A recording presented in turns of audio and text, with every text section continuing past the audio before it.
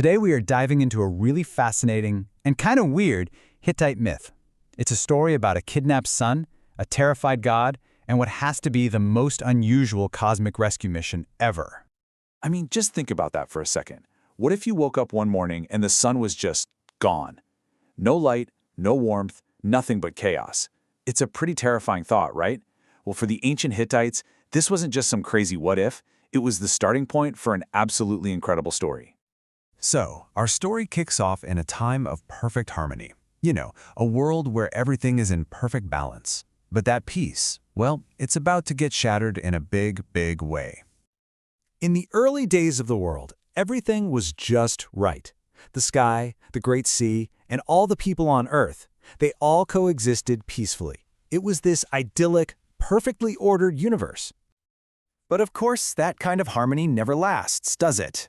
The great sea god, who the myth literally calls the father of all evil, gets a little too ambitious. He decides he wants more power, and in a shocking move, he kidnaps the sun god and hides him away deep beneath the earth. And wow, the change is immediate and just devastating. The world goes from a place of total harmony to what the ancient texts call a Gehenna, basically a hell. Everything is thrown into chaos and confusion. The stakes literally could not be higher.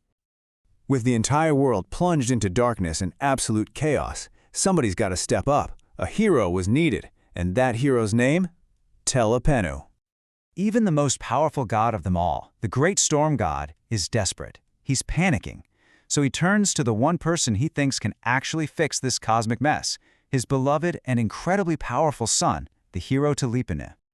The mission is crystal clear. The storm god commands his son, Telipinu, to march right down into enemy territory, confront the sea god head-on, and drag the son back home. There's no room for negotiation here. It's a direct, divine order. So Telipinu heads off to save the world. Now, you're probably picturing this epic, world-shaking battle between two immensely powerful gods, right? A real clash of the titans. What happens next is not that. It's way more surprising.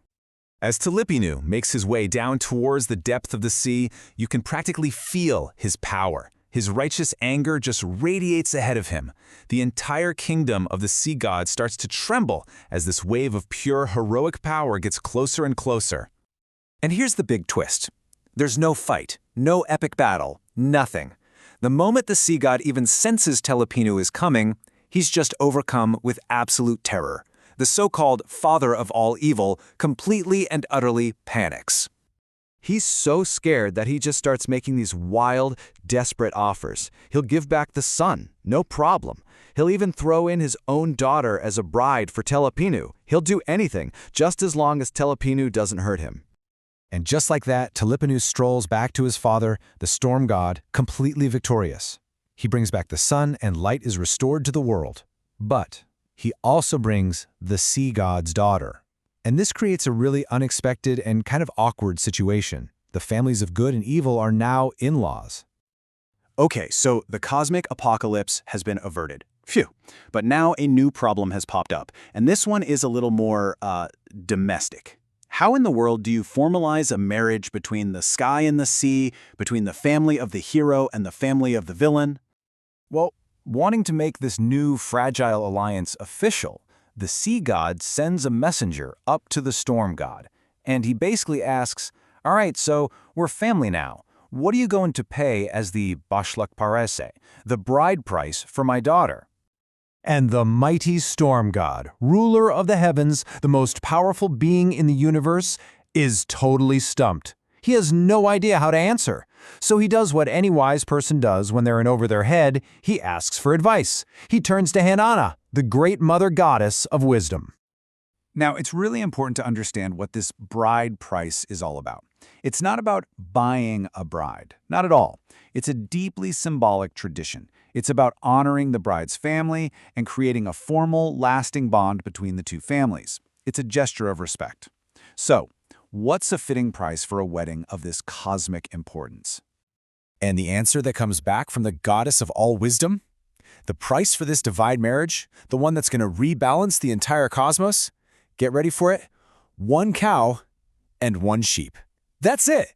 Surprisingly humble, to say the least. Because, you see, the value was never in the objects themselves.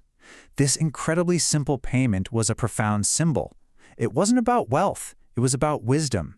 It was about cementing a permanent peace between the warring powers of the sky and the sea through a brand new family bond. And that leaves us with one last big question to think about. This myth starts with a mighty hero, ready for a huge battle. But the conflict isn't resolved by his strength at all. It's resolved by the villain's overwhelming fear, and then by a wise goddess's simple, elegant solution. So, what does that tell us? What truly brings the greatest powers to their knees? Is it brute force, or is it wisdom?